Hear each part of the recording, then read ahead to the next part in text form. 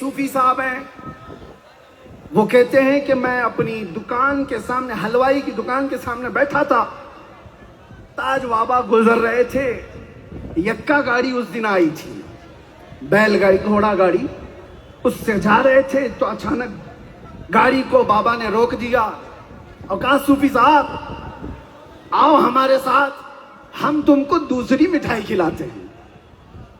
صوفی صاحب کہتے ہیں میں حلوائی کی دکان چھوڑ کر جلدی سے گاڑی میں سوار ہوا۔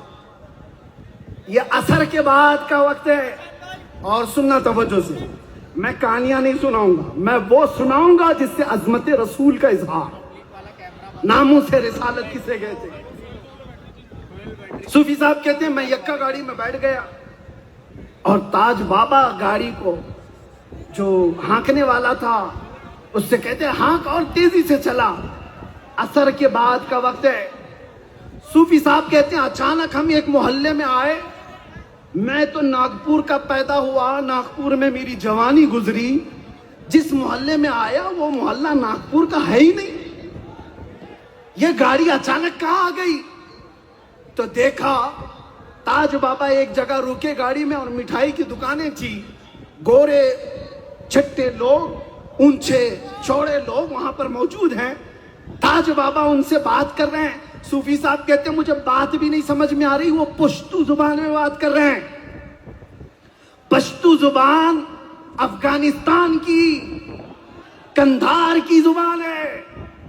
کئی لوگوں سے ملاقات کیا، کندھاری لوگوں سے بات کیا، اس سے بات کیا، اس کی خیریت پوچھی، اس سے کیا، اس کی خیریت پوچھی، دکانیں دیکھا اور اس کے بعد مٹھائی کھلائی۔ صوفی صاحب سے کہا جلدی چلو مغرب کی اذان کا وقت ہو رہا ہے۔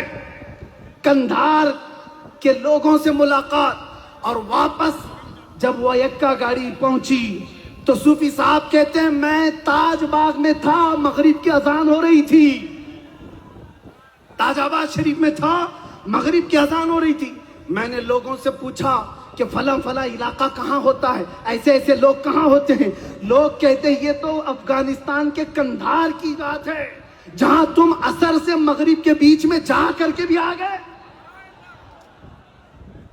بعد میں جب پتا چلا تو صوفی صاحب تلاشتے ہوئے تحقیق بھی کیے کہ حقیقت ملی، لوگ بھی ملے۔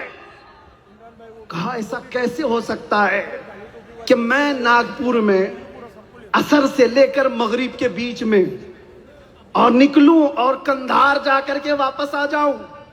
واپس آئے تو صوفی صاحب بیٹھے ہوئے تھے۔ تاج الاولیاء کیا کہتے ہیں سنو، تاج الاولیاء کہتے ہیں لوگوں کو سمجھ میں نہیں آتا رسول اللہ معراج میں کیسے گئے، کیسے آئے۔